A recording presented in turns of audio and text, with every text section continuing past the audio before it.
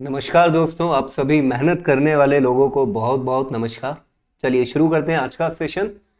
देखिए दोस्तों, UPPSC mains GS 5 में हम टॉपिक नंबर 11 पर आ चुके हैं। Topic number 11 is related to land reforms and its impact in Uttar Pradesh. क्योंकि यूपीपीएससी मेंस की बात हो रही है तो उत्तर प्रदेश पर लैंड रिफॉर्म्स का क्या इम्पैक्ट हुआ है उसके बारे में हमें ये बात करनी है। देखो दोस्तों, ये जीएस 5 से रिलेटेड टॉपिक हम यहाँ पर देख रहे हैं और भी इसका कहीं ना कहीं ऐसे राइटिंग में या किसी और एग्जाम में भी यूज आप इसको कोट कर सकते हैं, इसके डेटा को, इसके नॉलेज को। सबसे पहले तो हमें लैंड रिफॉर्म को समझना चाहिए, फिर उसके बाद उत्तर प्रदेश पर इसके क्या इम्पैक्ट्स हैं, पॉजिटिव नेगेटिव, ये सारी चीजें हम यहाँ पर देखेंगे। देखिए क्वेश्चन किस तरीके से ड्राफ्ट हो सकता है आपके लिए। Critically evaluate the land reform measures undertaken in Uttar Pradesh. Uttar Pradesh में जो भी मेजर्स लिए गए लैंड रिफॉर्म के, उसको आपको क्रिटिकली इवेल्युएट करना है। सिंस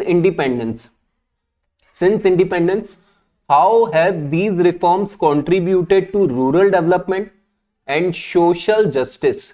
रूरल डेवलपमेंट और सोशल जस्टिस में इनका क्या कंट्रीब्यूशन रहा।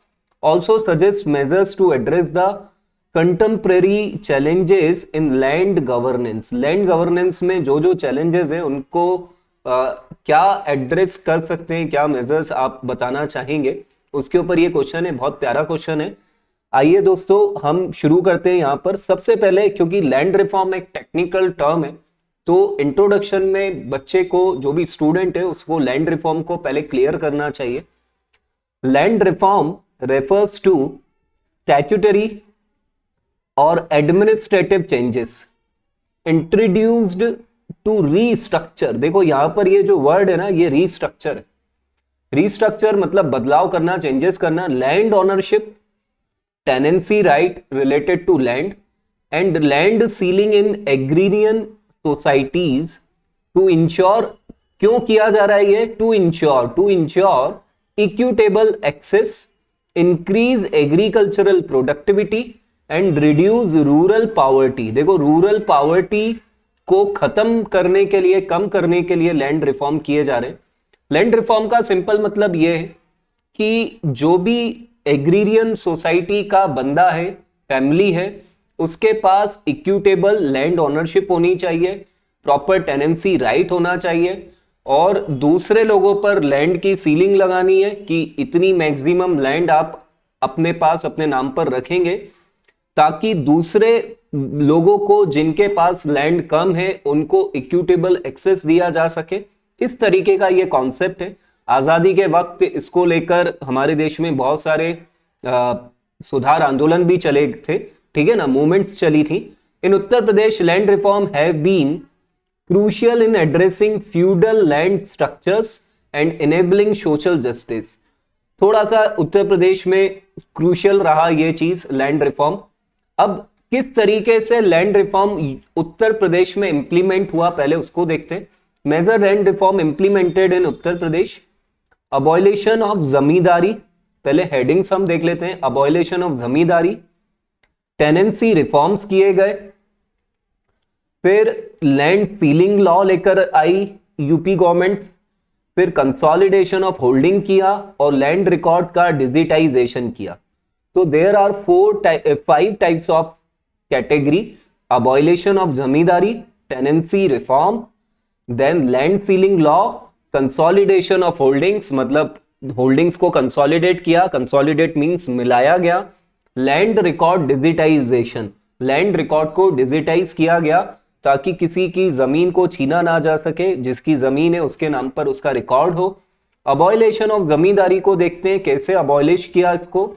UP zamindari abolition and land reform act 1950। Act 1950, इस एक्ट को ध्यान रखिए। रिमूव्ड इंटरमीडिएटरीज, जमींदार्स को रिमूव किया गया, जमींदारों को रिमूव किया गया, जो इंटरमीडिएटरीज थे उनको हटाया गया। Abolition of zamindari.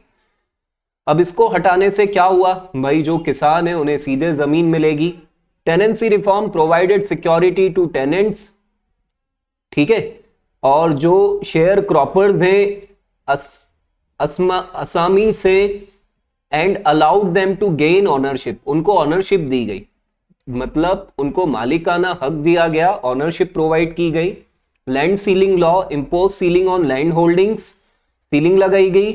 Surplus land to be redistributed among landless, जो जिसके पास सीलिंग से ऊपर लैंड है उसकी सरप्लस लैंड को लैंडलेस पर्संस को रीडिस्ट्रीब्यूट किया गया। Consolidation of holdings, land consolidation act 1953, again इस एक्ट को देखिए, क्योंकि देखो गवर्नमेंट जो भी चीज इंपोज करती है वो किसी लॉ के अकॉर्डिंग करती है, तो पहले लॉ को क्रिएट करना पड़ता है।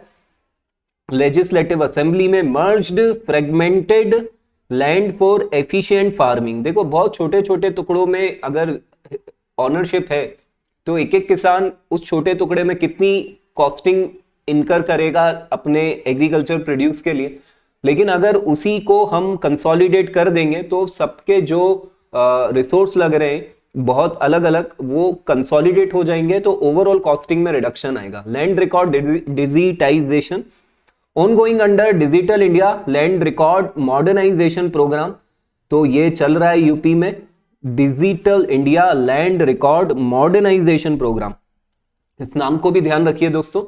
तो इस तरीके से लैंड को रिफॉर्म, जो लैंड रिफॉर्म्स हैं उनको इंप्लीमेंट किया गया। अब इंपैक्ट देखते हैं, पॉजिटिव इंपैक्ट देखते हैं भाई। पहले पॉजिटिव इंपैक्ट पर आते हैं।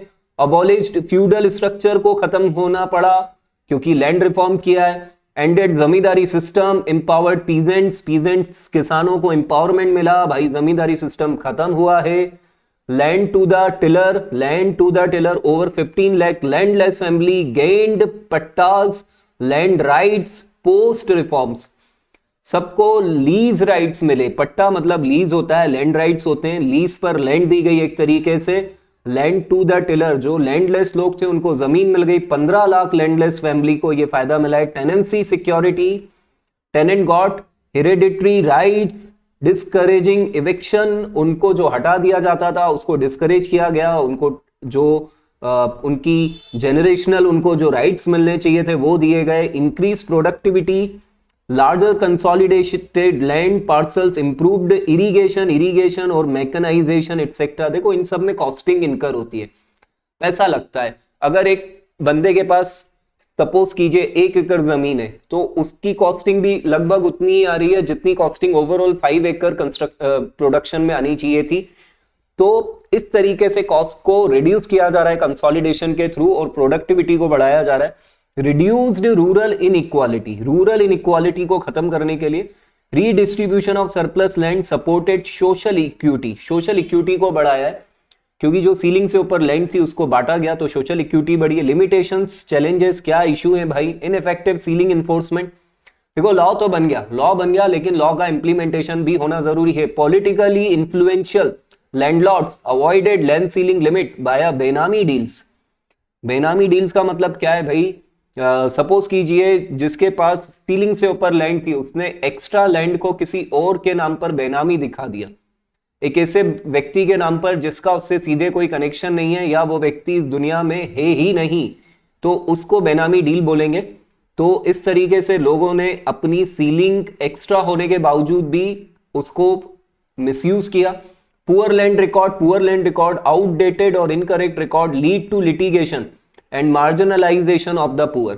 भाई देखो लिटिगेशन में गरीब व्यक्ति कितना ही परेशान होगा, कितना ज्यादा परेशान होगा। तो जो लोग पावरफुल थे उन्होंने पुअर लैंड रिकॉर्ड्स का फायदा उठाकर लिटिगेशन के थ्रू या इस तरीके से गरीब लोगों को, जो गरीब किसान है उन तक जमीन जाने में रोक लगाई या किसी भी तरीके से मिसयूज किया अपने पावर का।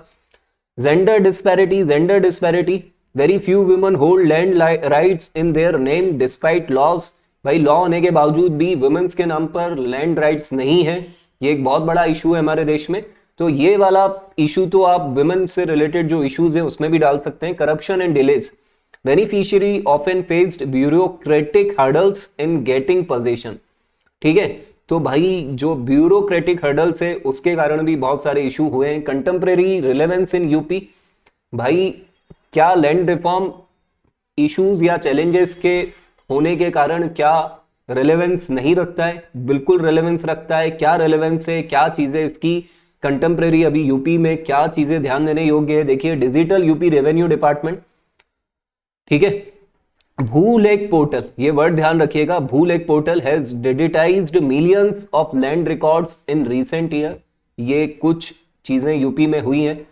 स्वामित्व Yojana launch to provide digital property cards to rural household helping in legal recognition. Swamitva Yojana, land dispute still account for 60-70% of rural civil cases. Rural civil cases में सबसे ज्यादा अगर किसी चीज का पोर्शन है तो वो लैंड डिस्प्यूट का है, इंडिकेटिंग अनफिनिश्ड रिफॉर्म आउटकम्स। मतलब अभी भी ये चीज ये इंडिकेट कर रही है कि रिफॉर्म पूरी तरह फिनिश नहीं हुआ है, उसकी समस्या अभी भी बरकरार है। Land as collateral, clean title allow farmer to take loans and improve agricultural investment. भाई as a collateral security land के बेस पर फार्मर्स को लोन लेना अलाउ किया गया है, लेकिन ये उन्हीं को अलाउ है जिनके टाइटल क्लीन है, जिनका मालिकाना हक क्लीन है। Women empowerment initiatives to register land in women's names under PMAY and SHG schemes are ongoing, को बढ़ावा दिया जा रहा है। अब लैंड रिफॉर्म में वे फॉरवर्ड क्या हो सकते हैं भाई, क्या क्या किया जा सकता है? लैंड रिकॉर्ड मॉडर्नाइजेशन करना चाहिए भाई, complete digitisation and linking with Aadhaar and GIS, gender equitable land rights होने चाहिए, मतलब सीधी सी बात है, हस्बैंड एंड वाइफ का जॉइंट पट्टा होना चाहिए, लीगल सिंप्लीफिकेशन करना चाहिए, fast track land dispute resolution via revenue courts और लोक अदालत के थ्रू लीगल सिंप्लीफिकेशन करना चाहिए।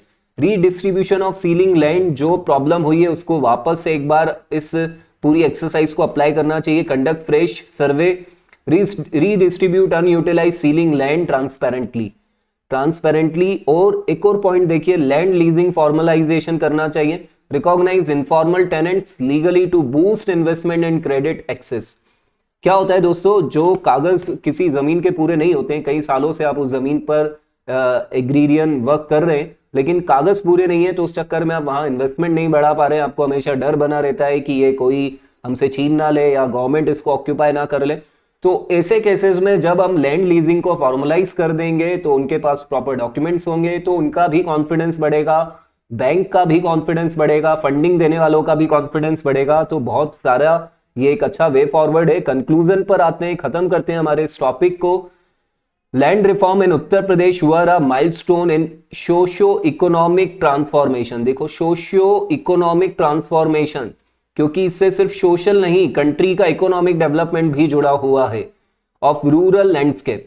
While historical reforms like zamindari abolition set the stage for equity, modern challenges such as digital inclusion, dispute resolution and women land right require sustained focus। देखो, जमींदारी abolition पुरानी problem थी, मतलब जमींदारी पुरानी problem थी, जमींदारी का abolition कर उस पुरानी प्रॉब्लम को खत्म किया। लेकिन क्या आज कोई लैंड से जुड़ी हुई प्रॉब्लम नहीं है? बिल्कुल है। क्या आज की प्रॉब्लम है डिजिटल इंक्लूजन? आज की प्रॉब्लम है, नहीं है लोगों का digital inclusion. Dispute resolution, land के अभी भी बहुत सारे सिविल केसेस लगे हुए हैं, वुमेन्स के पास आज भी लैंड राइट नहीं है। तो ये आज की प्रॉब्लम है। तो पुरानी प्रॉब्लम तो हम खत्म कर चुके हैं, लेकिन जो नई प्रॉब्लम्स आज पैदा हो गई हैं हमें उन्हें भी देखना है। Strengthening institutional delivery and using technology. भाई देखो, टेक्नोलॉजी लैंड रिफॉर्म को बढ़ा रही है, लैंड रिफॉर्म को बढ़ा रही है। Can help realise the full potential of land reform for inclusive development. देखिए वर्ड, देखिए इंक्लूसिव डेवलपमेंट। अगर इंक्लूसिव डेवलपमेंट चाहिए तो लैंड रिफॉर्म अपने आप में एक इंपॉर्टेंट चीज है। लैंड रिफॉर्म आजादी के वक्त जो हुआ था, आज भी कई सारी प्रॉब्लम्स है, उनको निपटाना पड़ेगा। तो दोस्तों, हमारी कोशिश ये है कि हम इन टॉपिक्स को जल्दी जल्दी खत्म करें, पूरा कवरेज करें, जल्दी खत्म करें, फालतू की कहानी बकवास में ना उलझें, सारी चीजों को ध्यान दें, चीजों को बार बार रिवाइज करें, लिखने की कोशिश करें। जितना आप राइटिंग प्रैक्टिस करेंगे दोस्तों, उसी से फायदा होगा। डिजिटल चीजें आपको हेल्प कर रही हैं, लेकिन इतना आप मान के चलिए, एक्चुअल जो आपका डेवलपमेंट होगा वो आपका कागज और आपका पेन ही करेगा। आप इस बात को समझिए।